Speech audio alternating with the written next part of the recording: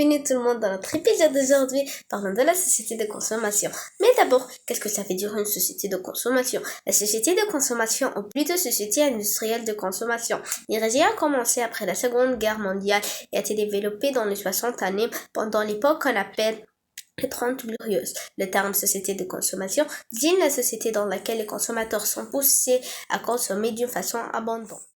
Mais malheureusement, la société de consommation a beaucoup d'inconvénients. Tout d'abord, il y a le gaspillage alimentaire et la pollution. Par exemple, les Français gaspillent 1,2 à 6 millions de tonnes de nourriture. Pourtant, pour produire de grosses quantités, les agriculteurs polluent l'environnement en utilisant des pesticides. Puis, pour produire moins cher, les industriels exploitent les êtres humains et même les enfants. Enfin, une autre conséquence est que la société est devenue matérialiste, car beaucoup de gens pensent que posséder plein de choses va les rendre heureux et que le bonheur est purement matériel. La question qui se pose maintenant, faut-il résister à la société de consommation? On a posé cette question aux élèves de première année à 7 groupe 2 et leur réponse était comme ça. Par contre, les bienfaits de la société de consommation sont plus nombreux. Tout d'abord, elle rend notre vie plus commode et plus facile. Par exemple, les supermarchés sont créés exprès pour nous aider à passer moins de temps dans les petits magasins spécialisés comme une boucherie ou une boulangerie. Les déplacements sont limités puisqu'un seul magasin regroupe une grande quantité d'aliments différents.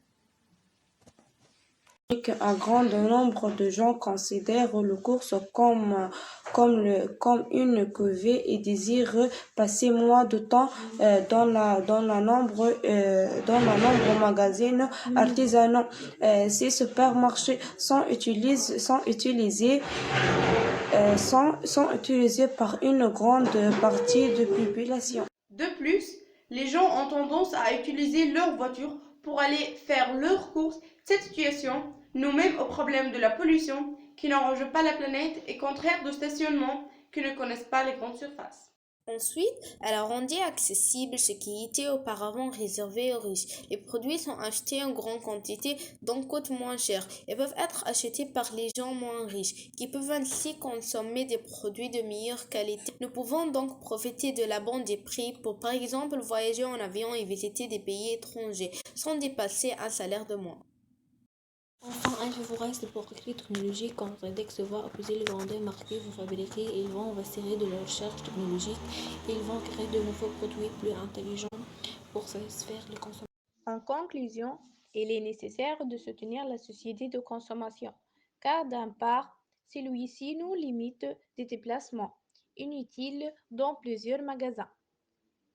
D'autre part, il contribue à la baisse de prix et nous offre un nombre plus grand de produits.